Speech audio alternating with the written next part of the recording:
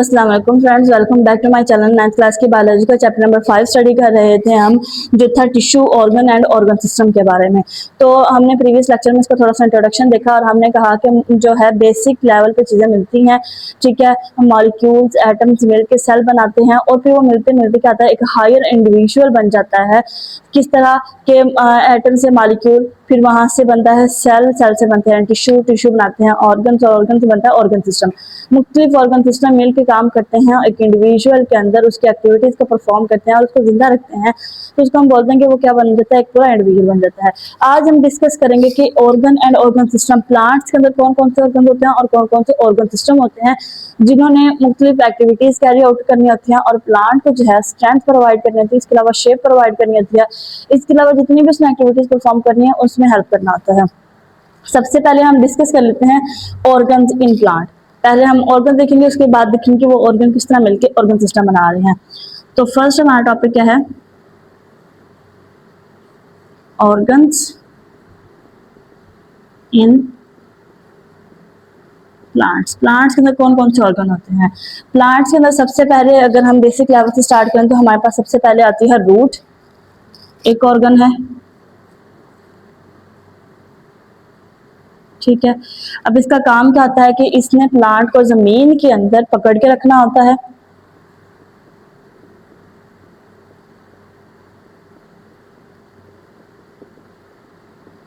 जमीन के अंदर इसने पकड़ के रखा हुआ होता है। इसके अलावा ये यहाँ से मिनरल्स ले रही है, न्यूट्रिएंट्स ले रही है, फूड को जो है वो स्टोर कर रही है। कुछ केसेस के अंदर तमाम रूट्स जो फूड स्टोर नहीं करती। इसके अलावा ये क्या करती हैं, मिनरल्स एब्जॉर्ब करती हैं,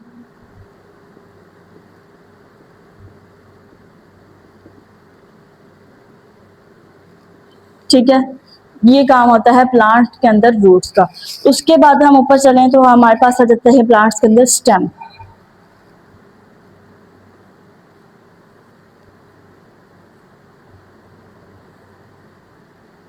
स्टेम ने क्या किया होता है, प्लांट को एक स्ट्रेंथ प्रोवाइड करती है। आप देखेंगे प्लांट्स की जो स्टेम होती है ये बहुत ही हार्ड होती है, थिक होती है और इसके ऊपर क्यूटिकल मौजूद होती है, ठीक है। और ये जो है क्या करती है कि किसी भी जो हवा तेज चल रही है या कोई भी डिजास्टर आता है तो उसके खिलाफ प्लांट को इसका मतलब कि वो सीधा खड़ा रहे, इरेक्ट खड़ा रहे। तो इसका मतलब ये है कि स्टेम जो है इसको शेप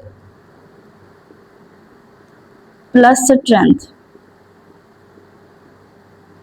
शेप एक टर्जिड शेप, एक बिल्कुल इरेक्ट शेप के वो जमीन के ऊपर से सीधा खड़ा रहे, और दूसरा नंबर पे उसको स्ट्रेंथ प्रोवाइड करती है। तो इसके अलावा ये क्या करती है, ये एक ट्रांसपोर्ट सिस्टम भी होता है कि रूट से फूड लेके जाती है ये बाकी ऑर्गन की तरफ, ट्रांसपोर्टेशन में भी इन्वॉल्व होती है ये।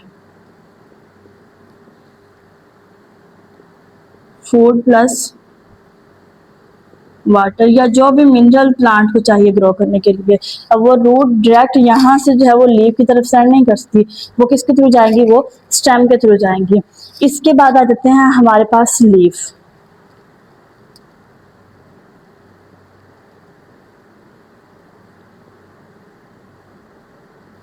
लीफ के अंदर जो है वो दो काम हो रहे थे, एक इन्होंने ट्रांसपायरेशन करवानी होती है, दूसरा इन्होंने करवाना होता है फोटोसिंथेसिस।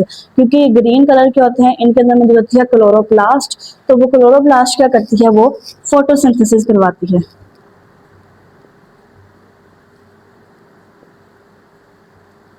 इसके अलावा इनके ऊपर, इनके यहाँ पे छोटे छोटे से पोर्स मौजूद होते हैं, उनको बोला जाता है वो क्या है, स्टोमेटा है, ठीक है। यहाँ पे अगर हम बात करें तो हम कहते हैं कि छोटे छोटे से बिल्कुल पोर्स होते हैं, और अगर हम उसको जूम आउट करके देखें तो उसकी शेप थोड़ी इस तरह की होती है।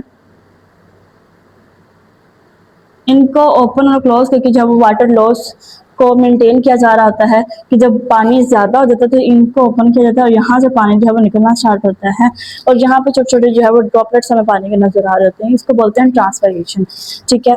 फोटोसिंथेसिस प्लस ट्रांसपायरेशन, ये दो फंक्शन है लीफ के। उसके बाद आ रहा है हमारे पास फ्लावर।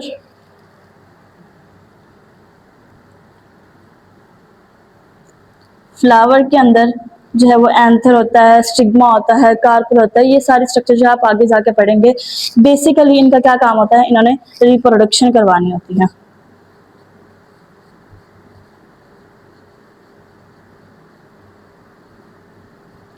ठीक है। इसके अलावा अगर हम कहें कि ऑर्गन जो प्लांट के अंदर हैं ये दो तरह के होते हैं, एक होते हैं वेजिटेटिव ऑर्गन, दूसरे होते हैं रिप्रोडक्टिव ऑर्गन। ये जो आपने पढ़ा रूट, स्टेम और लीफ, ये क्या है? वेजिटेटिव ऑर्गन है। इसके अलावा फ्लावर हो गया, फ्रूट हो गया या सीड हो गया, वो क्या होते हैं? वो रिप्रोडक्टिव ऑर्गन्स होते हैं। तो ये हमारे पास क्या है? प्लांट्स में मौजूद ऑर्गन, जिसमें स्टेम और रूट आ जाती है, प्लांट को उसने पकड़ के रखा होता है। स्टेम आ जाती है जिसमें उसको शेप और स्ट्रेंथ दी होती है। लीफ आ जाता है जो कि फोटोसिंथेसिस और ट्रांसपायरेशन करवा रहा है। फ्लावर है जिसके अंदर रिप्रोडक्शन हो रही है, फ्लावर से फिर फ्रूट बनेगा जिसके अंदर फूड स्टोर होगी, और उसके बाद सीड बनेगा जिसके अंदर मजीद फूड स्टोर होगी, और उसको जो है वो प्रिजर्व कर लेता है ताकि नेक्स्ट जो है उससे प्लांट की ग्रोथ हो सके। तो दो तरह के ऑर्गन हुए, ये हमारे पास क्या है? Vegetative organ. फ्लावर, फ्रूट और सीड हमारे पास क्या होंगे? Reproductive organ. लेकिन आप लोगों की बुक में इतने ही दिए हुए हैं। इसके बाद हम देखते हैं कि ये जो लीफ है ये किस तरह एक ऑर्गन है, यानी कि यहाँ पर ट्रांसपायरेशन, एक वाटर का मैनेजमेंट होना, दूसरा नंबर फोटोसिंथेसिस, ये किस तरह हो रही है, और इसके अंदर ऐसे कौन कौन से टिश्यूज हैं जो मिलकर इसके स्ट्रक्चर का बना रहे हैं। तो हम देख लेते हैं लीफ एज एन ऑर्गन।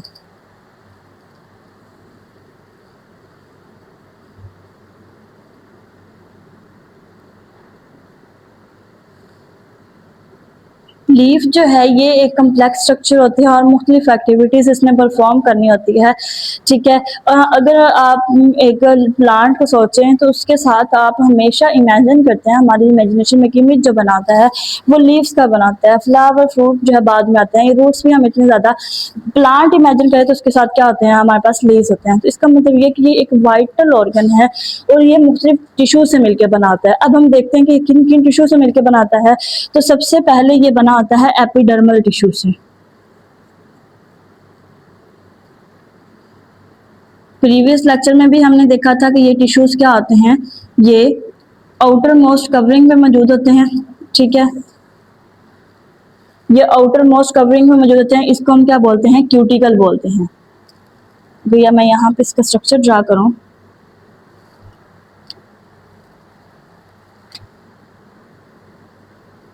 इस फॉर्म में एक लेयर मौजूद होती है लीफ के ऊपर, इसको हम क्या बोलते हैं?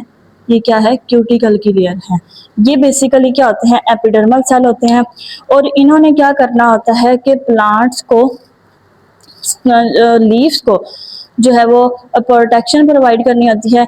इसके अलावा हम कहते हैं कि एक अपर एपिडर्मल होता है, एक लोअर एपिडर्मस होता है। एक तो ये ऊपर वाली साइड में होता है, एक जो है यहाँ पे नीचे वाली साइड में भी इसकी स्ट्रक्चर मौजूद होती है कुछ इस फॉर्म में।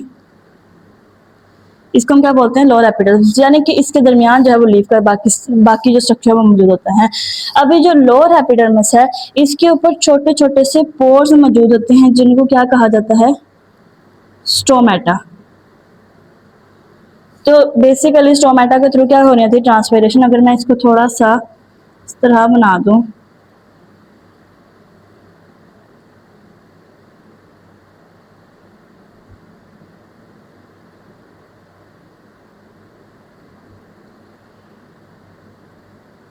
बाकी जो इनका मैकेनिज्म है ओपनिंग और क्लोजिंग का वो आप नेक्स्ट पढ़ेंगे। ठीक है, तो इनका काम क्या होता है कि वाटर को अंदर ही रखना या फिर वाटर को बाहर निकाल देना ट्रांसपायरेशन के थ्रू। ठीक है, उसके बाद आते हैं हमारे पास एपिडर्मल के बाद आते हैं हमारे पास मीजोफिल टिश्यू।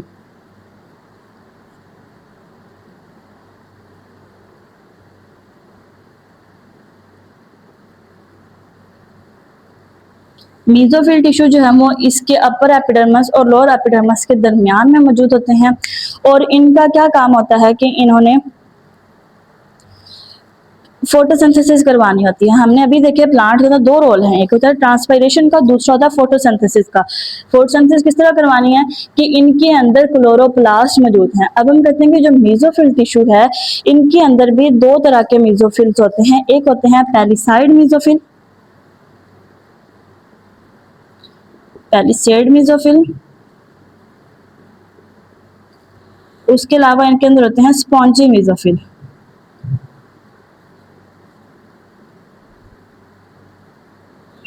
अब पैलिसेड और स्पॉन्जी का क्या काम होता है कि जो पैलिसेड होते हैं ये एक कम्पैक्ट स्ट्रक्चर होते हैं, बहुत ही क्या होते हैं? हार्ड स्ट्रक्चर होते हैं, और ये क्यूटिकल के नीचे मौजूद होते हैं। इनके सेल्स आपस में बिल्कुल साथ साथ जुड़े हुए मौजूद होते हैं। ये फ्रीली मूव नहीं कर रहे थे, ये क्यूटिकल के क्या होते हैं बिल्कुल नीचे एक इन्होंने बहुत ज़्यादा एक डेंस स्ट्रक्चर बनाई होती है पैलिसेड मेसोफिल ने। लेकिन ये जो स्पॉन्जी मेसोफिल है इन्होंने अपर एपिडर्मस और लोअर एपिडर्मस के दरमियान ये इस तरह मौजूद होते हैं और इनके दरमियान क्या मौजूद होती हैं, स्पेसेस मौजूद होती हैं गैसेस एक्सचेंज के लिए।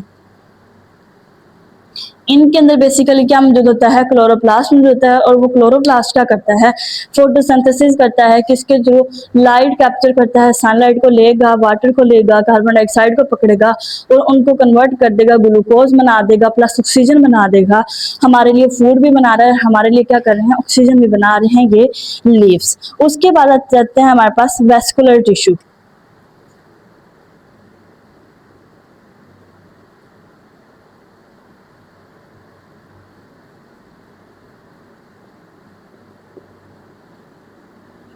वेस्कुलर टिश्यूज उन्होंने कहा है कि जो मिड रिब होती है लीफ की, यानी कि आप यहाँ पे अगर देखें तो ये जो दरमियान में स्ट्रक्चर जा रही है इसके, फॉर एग्जांपल ये क्या है, हमारे पास एक लीफ है, ठीक है, और इसके दरमियान से क्या जा रही है, एक मिड रिब जा रही है और फिर वो आगे मिड रिब मुख्तलिफ वेन्स में डिवाइड हो रही है और ये तकरीबन लीव्स के अंदर ये क्या होती है, वेनेशन मौजूद होती है, यानी कि ये वेन्स और ये मिड रिब मौजूद होती है।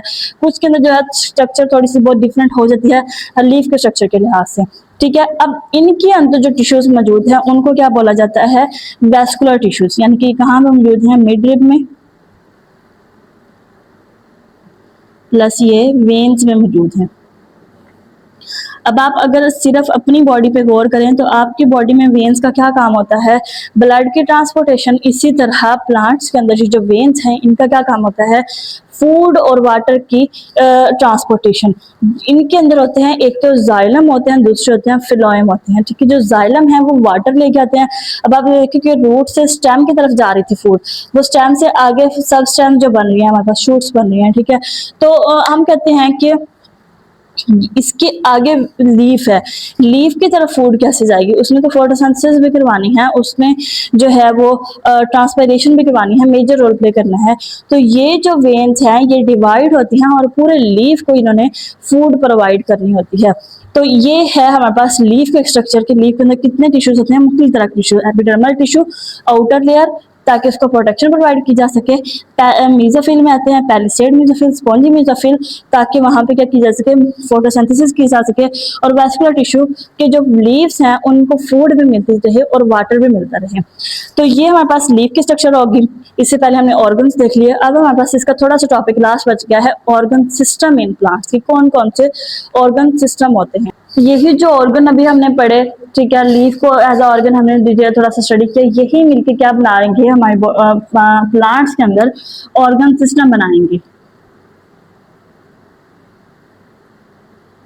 ऑर्गन सिस्टम के जिसके अंदर मुख्तलिफ ऑर्गन मिलके एक एक्टिविटी को परफॉर्म करें, उनको हम बोलते हैं कि वो क्या बन जाते हैं हमारे पास, ऑर्गन सिस्टम। प्लांट्स हम कहते हैं क्योंकि इतने ज्यादा मोटाइल नहीं होते, इतनी ज्यादा मतलब इनके अंदर हायर लेवल की फंक्शनिंग नहीं होती, मतलब फंक्शन भी कम्प्लेक्स है, स्ट्रक्चर भी कम्प्लेक्स है, ऑर्गन भी हैं, ऑर्गन सिस्टम भी है।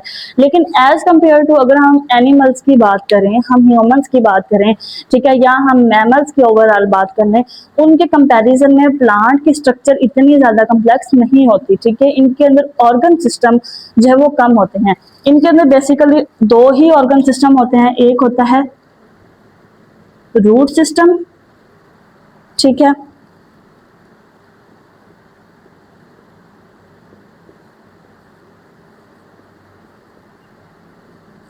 उसके अलावा इनके अंदर होता है ये सारा शूट सिस्टम। दो ही ऑर्गन सिस्टम है प्लांट्स के अंदर, वन इज रूट सिस्टम, इसके अंदर क्या क्या आ रही हैं, वही रूट एज ऑर्गन आ रहा है, ठीक है। रूट्स आ जाती हैं इसके अंदर, और उसके अंदर जो है इन्होंने क्या करना था, प्लांट को जमीन के अंदर पकड़ के रखना होता है। इसके अलावा जितने भी मिनरल्स हैं वो जमीन से लेने होते हैं। कभी कभार ये कुछ प्लांट्स ये फूड को भी स्टोर करके रखती हैं, ठीक है। ये आ जाता है रूट सिस्टम में। उसके बाद ये जो है वो अंडरग्राउंड पार्ट है। दो पार्ट होते हैं, इनका जमीन से बाहर होता है, जमीन के नीचे होता है। तो ये क्या है, अंडरग्राउंड पार्ट है, जमीन के नीचे वाला हिस्सा।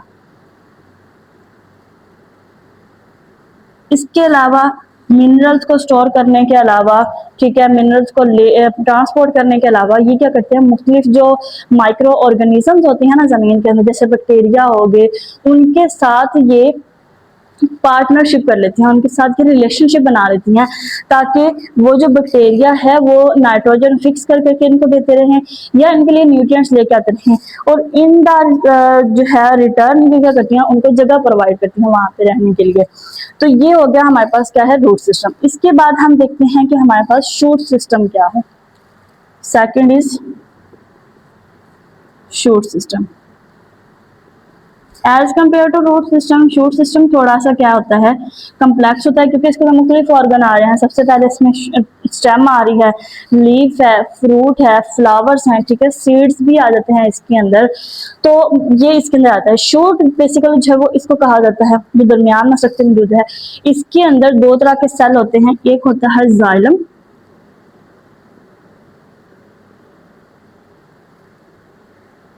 फ्लोएम। बेसिकली ये क्या है, टिश्यूज हैं, सॉरी, ये दो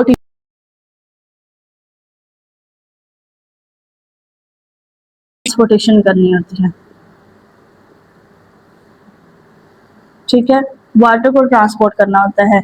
लेकिन जो फ्लोएम है इसमें क्या करना होता है, फूड को ट्रांसपोर्ट करना होता है। अब रूट्स के पास हमने कहा कि जमीन, वाटर जो आप प्लांट्स को लगाते हैं वो जमीन पे लगाते हैं ना, तो वो जो जमीन के अंदर पानी जा रहा है उसको रूट्स कैप्चर करती हैं, और जितनी प्लांट को जरूरत है उतना अपने अंदर लेके वो क्या करती हैं, आगे ऊपर भेज देती हैं। तो इसमें ये किसके थ्रू भेज रहे हैं, ये जाइलम के थ्रू। इसके अलावा हमने कहा कि वो मिनरल पकड़ रहे हैं, ये जितने भी न्यूट्रिएंट्स हैं जमीन के अंदर उनको पकड़ रहे हैं, तो वो किसके थ्रू जाएंगे, वो फ्लोएम के थ्रू जाएंगे, और फिर वो पूरे हिस्से के अंदर जो है वो फैल जाएंगे, ताकि जो लीव्स हैं वो ट्रांसपायरेशन कर सकें, लीव्स में फोटोसिंथेसिस हो सके, जो फ्लावर हैं इनके अंदर गेमीट्स मिल सके। अगर वो फ्लावरिंग प्लांट्स हैं तो गेमीट की फ्यूजन हो सके, और जो है वो गेमीट बन सके, उसके बाद उनसे फ्रूट बन सके, और फ्रूट पूरा डिवेल्प हो सके, उसके अंदर सीड बन सके, ताकि ये जो प्लांट स्पीशी है वो आगे कंटिन्यू कर सके। तो ये हमारे पास एक छोटा सा इजी सा टॉपिक था, organ and organ system in plants. मुख्तलिफ हमने ऑर्गन देखे, फिर देखा कि वो ऑर्गन मिलकर क्या बना रहे हैं, ऑर्गन सिस्टम। इसके बाद हम देखेंगे कि ह्यूमंस के अंदर कौन कौन से ऑर्गन और ऑर्गन सिस्टम हैं जो कि इसके कंपैरिजन में थोड़ा सा क्या है, कम्प्लेक्स स्ट्रक्चर हो जाती हैं। तो मिलते हैं नेक्स्ट लेक्चर में, तब तक के लिए stay connected. Thank you and Allah Hafiz.